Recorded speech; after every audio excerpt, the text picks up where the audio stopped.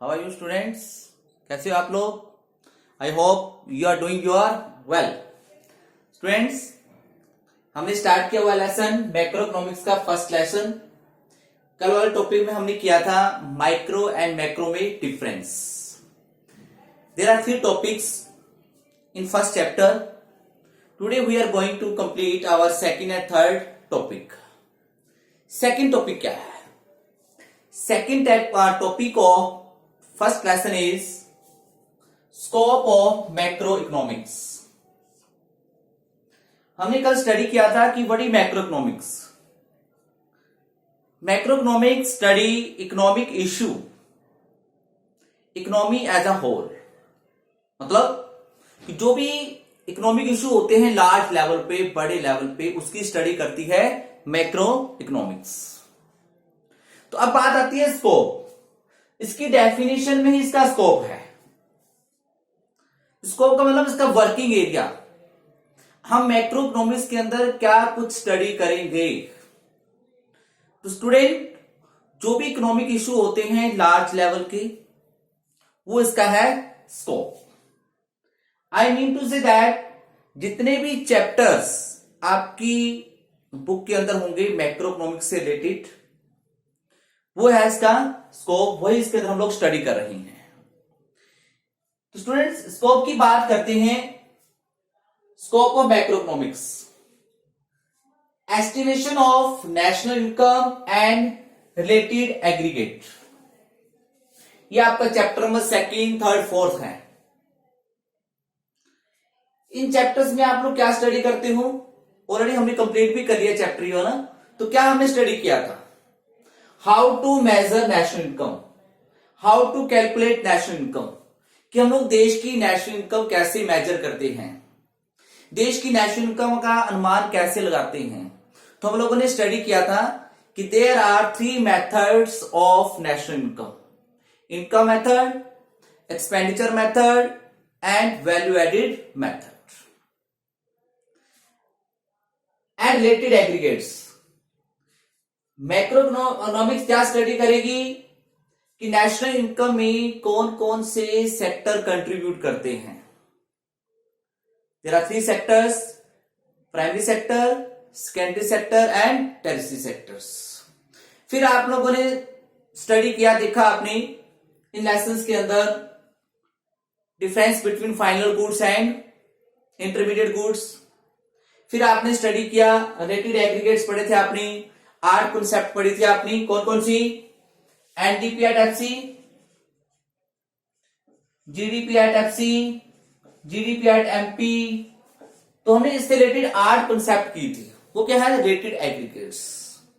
तो आपको domestic income, transfer income, ये जो वेरिएबल्स हैं, इसकी नॉलेज मिलती है with the help of macro economics.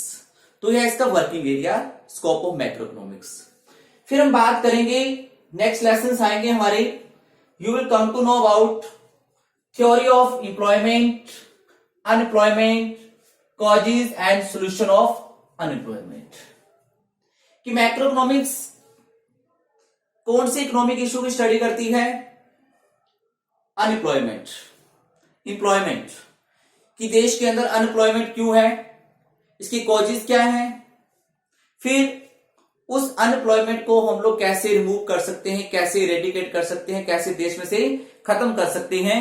ये आपको पढ़ने को मिलेगा मैक्रो इकोनॉमिक्स के अंदर। स्कोप की बात कर रहे हैं।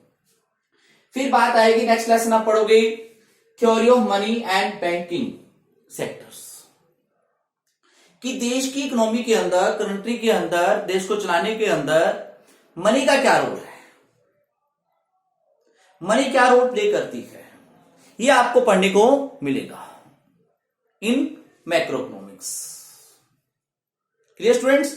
उसके बाद बात करता हूं मैं बैंकिंग सेक्टर, कि देश की इकोनॉमी को आगे बढ़ाने के अंदर बैंकिंग सेक्टर का क्या रोल है। ये दोनों लेसन अपने आप में जुड़े हुए हैं कि बैंकिंग सेक्टर में क्या चीज आती है काम? Money. With the help of banking sector, commercial banks, देश के अंदर जो मनी सर्कुलेशन है वो बढ़ता है। यानी बैंकिंग सेक्टर देश के अंदर मनी को सर्कुलेट करते हैं और किसी भी इकोनॉमी को चलाने के लिए आज मनी एक बहुत बड़ा रोल प्ले कर रही है। मनी की इंपॉर्टेंस पता चलती है। नेक्स्ट लेसन आएगा बेटा आपके पास, बहुत इंपॉर्टेंट लेसन है, लेसन नंबर आपका 7th 8th 9th, theory of journal price level. Micro economics के अंदर आपने लास्ट ईयर स्टडी किया था मार्केट इक्विलिब्रियम, कि मार्केट के अंदर इक्विलिब्रियम कैसे आता है, जब मार्केट डिमांड और सप्लाई आपस में इक्वल होती है। वो एक पर्टिकुलर मार्केट का इक्विलिब्रियम था। अब हम स्टडी करेंगे जनरल इक्विलिब्रियम लेवल, मतलब पूरी इकोनॉमी के अंदर इक्विलिब्रियम कैसे आता है। उसके दो मेन टूल्स हैं, aggregate demand and aggregate supply.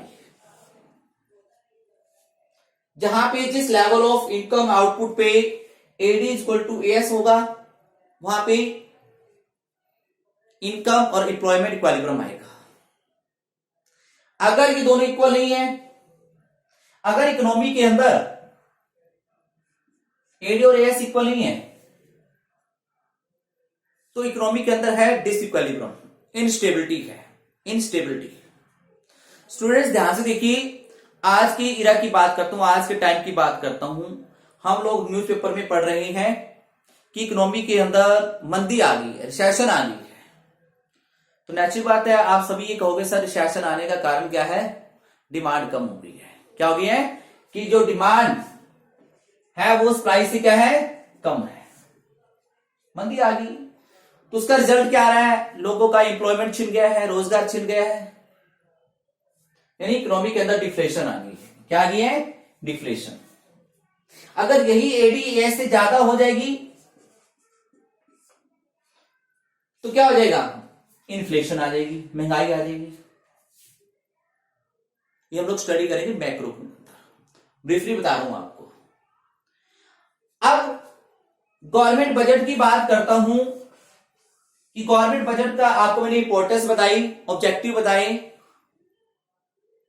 उस ऑब्जेक्टिव में एक ऑब्जेक्टिव था इकोनॉमिक स्टेबिलिटी, और इकोनॉमिक स्टेबिलिटी मैंने आपको क्या बताया था, क्या होती है economic stability, when there is no inflation and deflation. किसके थ्रू होगी वो, गवर्नमेंट बजट। यानी मैक्रो इकोनॉमिक्स पढ़कर we will come to know about the role of government budget, कि गवर्नमेंट बजट का क्या रोल है देश की इकोनॉमी के अंदर, इकोनॉमिक स्टेबिलिटी के लिए, इकोनॉमिक इक्वलिटी के लिए, रीडिस्ट्रीब्यूशन ऑफ रिसोर्सेज के लिए, ठीक है, रीजनल बैलेंस के लिए। We will come to know about this.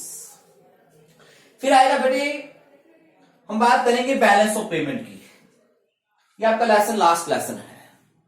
Balance of payment क्या होता है, जैसे हम लोग, आप अकाउंट्स करते हो, अकाउंट्स के अंदर आप बैलेंस शीट बनाते हो कंपनी की, क्रेडिट डेबिट करते हो, यानी वो बैलेंस शीट है। सिमिलरली एक कंट्री दूसरी कंट्री के साथ क्या करता है, एक्सपोर्ट इंपोर्ट करता है, लेन देन करता है, इन्वेस्टमेंट आता है, ब्रोविंग आती जाती है, ठीक है। तो उन सबका एक रिकॉर्ड रखा जाता है कि देश की इकोनॉमी के अंदर कितनी फॉरेन करेंसी आई, कितनी गई। उन सभी के रिकॉर्ड की स्टेटमेंट को हम लोग कहते हैं बैलेंस ऑफ पेमेंट। ये हम लोग थोड़ा सा डिटेल में करेंगे जब लेसन करेंगे। Exchange rate, foreign exchange rate की बात करता हूं मैं, क्या होती है, जैसे हर चीज के रेट होते हैं, फ्रूट्स के रेट होते हैं, गुड्स, हर चीज के रेट होते हैं। सिमिलरली फॉरेन करेंसी का रेट होता है। जैसे आज का अगर पेपर उठा के देखूं तो आपको पता लगेगा कि आज डॉलर का रेट है नियर अबाउट 76 रुपीज। किसने डिटरमाइन किया, ये किसने किया, तो नेचुरल बात है, फॉरेन करेंसी के रेट को डिसाइड करती है मार्केट फोर्सेस, फॉरेन करेंसी की डिमांड एंड सप्लाई। आज से कुछ साल पहले होता था fix exchange rate, rate of change fix रहती थी, लेकिन अब क्या है, फ्लेक्सिबल एक्सचेंज रेट, हर मिनट, हर पल, हर दिन चेंज होती रहती है। तो इसको डिटेल में स्टडी करेंगे हम लोग जब लेसन आएगा 12th। तो ये था बेटे हमारे पास scope of macro economics. Students, यानी हम लोग मैक्रो इकोनॉमिक्स के अंदर क्या स्टडी करेंगे, इसका क्या वर्किंग एरिया रहेगा। क्लियर। नेक्स्ट टॉपिक है हमारे पास सिग्निफिकेंस ऑफ मैक्रो इकोनॉमिक्स।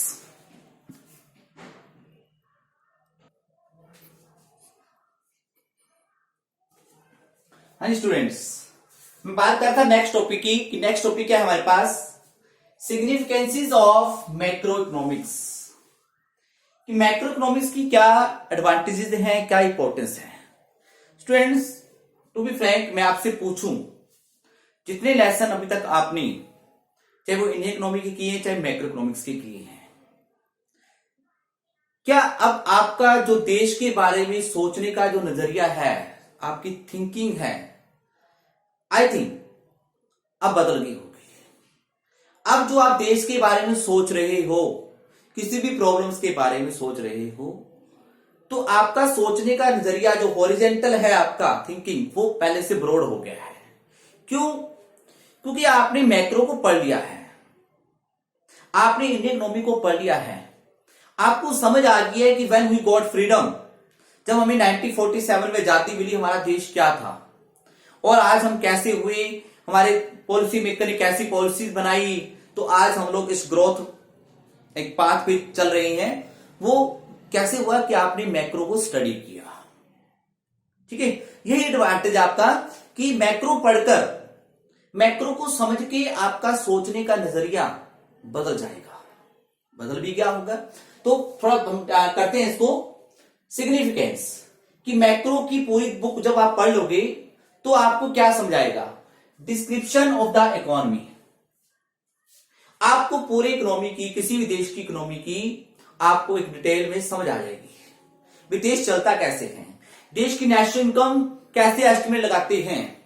ठीक है, यानी अभी हमारे प्राइम मिनिस्टर ने कहा कि हमारे देश की जीडीपी है $2.5 ट्रिलियन, मतलब 2500 लाख करोड़ आई थिंक। क्यों, कैसे पता लगा, कैसे अनुमान लगाया? तो आपने देखोगे कि नेशनल इनकम के एस्टिमेशन के 3 मेथड होते हैं, इनकम मेथड होता है, एक्सपेंडिचर मेथड होता है और वैल्यू एडेड मेथड होता है। समझ आ गई? आपको समझ आ गया कि अनएम्प्लॉयमेंट कैसे होती है, अनएम्प्लॉयमेंट के क्या कारण रह सकते हैं, पॉवर्टी के क्या रीजन है, पॉवर्टी क्यों होती है देश के अंदर, ये आपको समझ आ जाती है after studying macro economics. Road map of growth and development. जब आप मैक्रो पढ़ते हो और मैक्रो को स्टडी करके you come to know about economic issue at large level, तो कल को आप अगर देश के पॉलिसी मेकर बनते हो, ठीक है, तो आपको देश के लिए ग्रोथ और डेवलपमेंट के लिए रोड मैप तैयार करने में कोई प्रॉब्लम नहीं आएगी, क्योंकि आप देश की प्रॉब्लम जानते हो। आप जानते हो कि देश की ग्रोथ और डेवलपमेंट किस पे पॉसिबल है, कि हम इन्वेस्टमेंट बढ़ाकर देश की गरीबी खत्म करके, अनएम्प्लॉयमेंट खत्म करके हम लोग देश को आगे बढ़ा सकते हैं। I mean to say that, यानी कल को आपको, मतलब जैसे अभी हम बात कर रहे हैं, हमारे पॉलिसी मेकर कह रहे हैं इतनी बड़ी मंदी आ गई है, इससे बाहर कैसे आए, तो सिंपल सा उन्होंने क्या रीजन दिया कि इससे बाहर आने के लिए हमें देश की डिमांड के लेवल को बढ़ाना होगा, देश की प्रोडक्शन एक्टिविटी को प्रमोट करने के लिए इन्वेस्टमेंट को बढ़ाना पड़ेगा, और बैंकिंग सेक्टर भी अपनी तरफ से कोशिश कर रहा है, रेट ऑफ इंटरेस्ट को कम कर रहा है, ताकि इन्वेस्टर्स ज्यादा से ज्यादा लोन लें और इन्वेस्टमेंट एक्टिविटी, मतलब प्रोडक्शन एक्टिविटीज को प्रमोट किया जा सके। इकोनॉमिक स्टेबिलिटी, यानी मैक्रो पढ़ के जितने लेसन आप, बजट पढ़ा आपने, तो बजट के थ्रू आपको समझ आ जाएगी कि हम देश के लिए इकोनॉमिक स्टेबिलिटी कैसे रख सकते हैं। तो अच्छी बात है, इसके लिए हमें क्या करना पड़ेगा, एड इक्वल टू एएस। और इकोनॉमिक स्टेबिलिटी के लिए हमारे पास 2 पॉलिसीज होती हैं, एक होता है मॉनेटरी पॉलिसी, एक होता है फिस्कल पॉलिसी। फिस्कल पॉलिसी को बजटरी पॉलिसी भी कहते हैं। ये गवर्नमेंट बनाती है और ये आरबीआई बनाता है। आज का पेपर पढ़े, आज के पेपर में आप देखोगे कि आरबीआई ने रेपो रेट होती है एक बैंक रेट को कम कर दी है। क्यों कम की है? ताकि रेट ऑफ इंटरेस्ट कम हो सके और लोग ज्यादा से ज्यादा लोन लेंगे, इधर से एग्रीगेट सप्लाई बढ़ेगी, एग्रीगेट डिमांड बढ़ेगी, ताकि देश के अंदर इकोनॉमिक स्टेबिलिटी रहे, इन्फ्लेशन डिफ्लेशन खत्म हो जाए। ठीक है ना, तो ये हमें पता लगता है। बैलेंस ऑफ पेमेंट मैंने बात की, लेसन्स की। अब बैलेंस ऑफ पेमेंट अगर आप पढ़ोगे, स्ट्रक्चर पढ़ोगे, तो कल को आप अपने कंट्री का balance of payment structure check करोगे तो आपको समझ आएगा कि एक्सपोर्ट और इंपोर्ट का क्या रोल है, देश की इकोनॉमी के अंदर एक्सपोर्ट और इंपोर्ट का क्या रोल है। इससे आपको बोलो, आपने चेक किया कि देश का बैलेंस ऑफ ट्रेड, उसमें एक पार्ट होता है बैलेंस ऑफ ट्रेड, वो नेगेटिव है, तो आपको पता लगेगा कि देश की एक्सपोर्ट कम है और इंपोर्ट ज्यादा है, तो गवर्नमेंट पॉलिसी बनाएगी कि एक्सपोर्ट को बढ़ाया जाए और इंपोर्ट कम किया जाए। That is problem of poverty. Indian economy आपकी सेकंड बुक है, लेसन नंबर 7 है, वो भी मैक्रो इकोनॉमिक्स का पार्ट है। उस लेसन में आप लोग स्टडी करते हो कि देश में पॉवर्टी है, पॉवर्टी क्यों है, क्या रीजन है पॉवर्टी के, फिर पॉवर्टी को रिमूव करने के लिए हम लोग क्या क्या पॉलिसीज बना सकते हैं। एनवायरमेंटल पोल्यूशंस, इंडियन इकोनॉमी के अंदर आपका लेसन नंबर 12 है, एनवायरमेंटल पोल्यूशंस है। ये आप स्टडी किया, पढ़ा आप लोगों ने, तो आपको पता लगा कि पोल्यूशन के रीजन क्या है। आपका सोचने का नजरिया बदल, थिंकिंग बदल जाएगी आपकी। देखो बेटा, अभी लॉकडाउन, तो आप देख रहे हो कि हमारा एनवायरनमेंट कितना साफ होता है, क्योंकि बिल्कुल धुआं नहीं है, पोल्यूशन नहीं है। तो कल को आपको पता लगेगा कि वाकई ही पोल्यूशन का एक ही रीजन है, इंडस्ट्रियल जो धुआं होता है, स्मोक होता है, उसकी वजह से होता है। तो कल आपको ऐसी पॉलिसी बनाओगे आप लोग फ्यूचर के अंदर कि इंडस्ट्रियल स्मोक को कम से कम किया जा सके। Last point, policy for pollution, वो मैंने यहां भी बता दिया आपको। ठीक है, यानी मैक्रो इकोनॉमिक्स को पढ़ने के बाद आप फ्यूचर के लिए तैयार हो जाते हो। कल को आप कहीं जॉब लगता है, आपकी गवर्नमेंट डिपार्टमेंट में जॉब लगती है, पॉलिसी मेकिंग में लगती है, तो आपको याद आएगा कि मैंने मैक्रो पढ़ी हुई है और मैक्रो के अंदर पॉलिसीज कैसे बनाई जाती हैं, किसी भी प्रॉब्लम से रिलेटेड पॉलिसीज कैसे बनाई जाती हैं। यानी आपको नजर आएगा कि मुझे देश को आगे लेके जाना है। ठीक है, मुझे देश को आगे लेके जाना है, तो आपने पढ़ा हुआ है मैक्रो के अंदर कि देश आगे तभी बढ़ता है जब देश के अंदर इन्वेस्टमेंट का लेवल बढ़ेगा, क्योंकि इन्वेस्टमेंट किसी भी कंट्री की ग्रोथ का की पैरामीटर है। तो आप ऐसी पॉलिसी बनाओगे कि इन्वेस्टमेंट को बढ़ाया जा सके।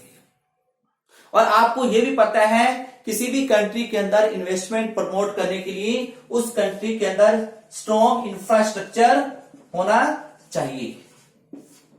तो आप इन्वेस्टमेंट को प्रमोट करने के लिए पहले कंट्री के अंदर स्ट्रॉन्ग इंफ्रास्ट्रक्चर, मतलब अच्छे रोड्स, अच्छा communication, transport, energy sources, school, college, hospital बनाओगे, क्योंकि आपको पता है इससे इन्वेस्टमेंट प्रमोट होगा। कहने का मतलब मैक्रो पढ़ने के बाद आपका अपनी इकोनॉमी के बारे में सोचने का जो थिंकिंग है, नजरिया है, वो ब्रॉड हो जाता है। अब इसको पढ़ने के बाद आप थोड़ा ब्रॉड लेवल पे सोचोगे। स्टूडेंट्स, तो इसको अच्छी तरह लेसन को रीड करना है। अपनी 3 टॉपिक है इसके, पहला था मैक्रो में डिफरेंस, फिर हमने किया स्कोप, थर्ड टॉपिक क्या था, सिग्निफिकेंस। ठीक है बेटा, hope you will do your best. Okay बेटा।